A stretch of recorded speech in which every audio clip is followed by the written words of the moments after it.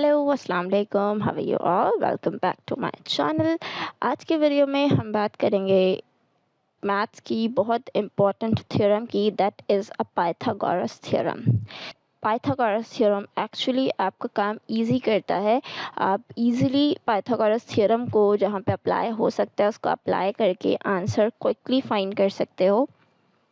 But इसकी एक condition है, ये थ्योरम सिर्फ और सिर्फ राइट एंगल्ड ट्रायंगल पर लगता है।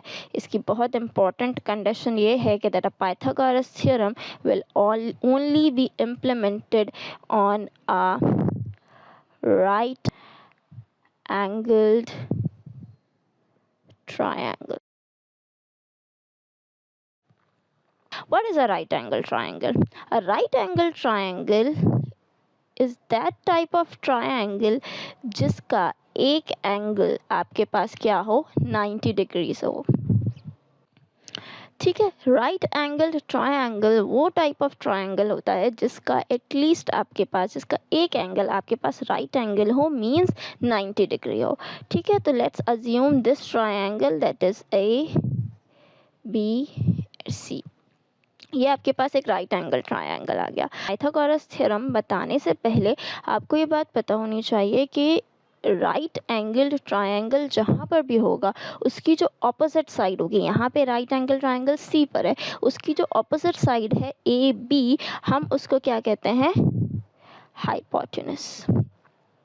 पाइथागोरस थ्योरम एक्चुअली रिलेशन बताता है इस हाइपोटेनस का ट्रायंगल की बाकी दो साइड्स ए सी और बी सी से हाइपोटेनस का एक रिलेशन बताता है।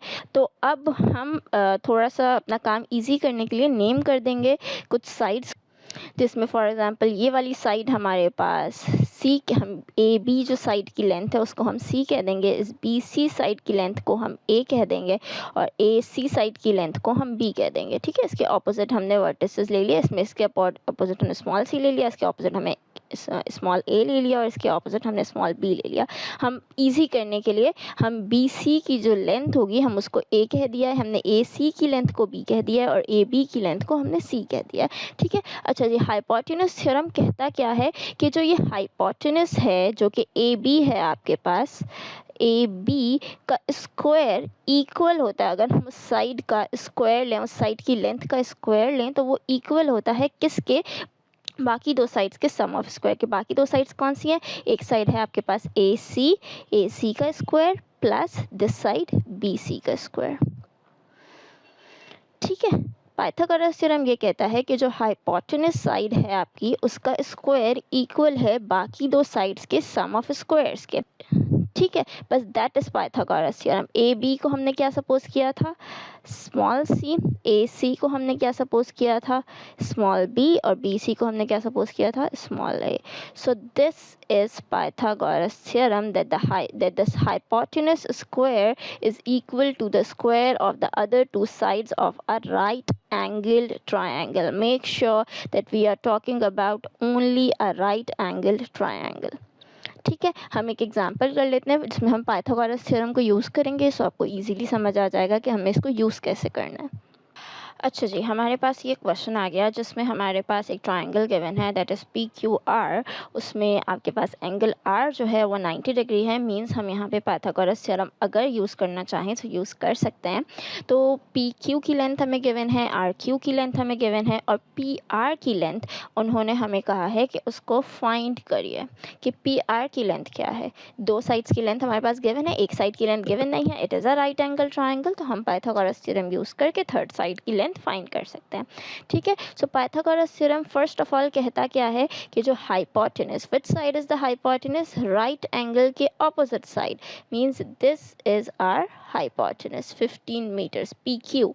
सो पी क्यू हाइपोटेनस है तो उसका square will be equal to the some of squares of other two sides, which are the other two sides, P R square plus Q R square. Okay हमने hypotenuse side that is P Q का square will be equal to the square of the other two sides that is P R and Q R. तो हम जो values given है उसको put in कर देंगे। P Q हमारे पास गिवन है that is 15, so 15 square is equals to P R हमारे पास गिवन नहीं है, so we will just keep it as it is, we have to find P R. और क्यू आर भी हमारे पास गिवन है that is 12 means 12 square. 15 square हमारे पास क्या होता है, 225 is equals to PR square plus 12 square हमारे पास क्या होता है 144। अब हमें PR फाइंड करना है तो हम 144 को वहाँ ले जाएंगे। सो 225 minus 144 is equals to PR square. Now if we will subtract 225 from 144, we will get 81 is equals to PR square। अब हमें इस स्क्वायर को रिमूव करने के लिए हम क्या कहते हैं, स्क्वायर रूट लेते हैं वो दोनों साइड्स पर। तो हम यहाँ पर भी स्क्वायर रूट ले लेंगे और यहाँ पर भी स्क्वायर रूट ले लेंगे। This square root will be cancelled with this square, तो P R is equals to under root 81 किसके इक्वल होता है, 81 किसका परफेक्ट स्क्वायर है 9 का। तो हम इसको लिख सकते हैं that under root 81 is equals to 9। अगर हम इसको थोड़ा सा सिंप्लीफाई करूँ so it will be 9 square and then again square will be cancel with this root, so we have P R is equals to 9, जो कि हमारी रिक्वायरमेंट थी क्वेश्चन में that we have to find the length of P are.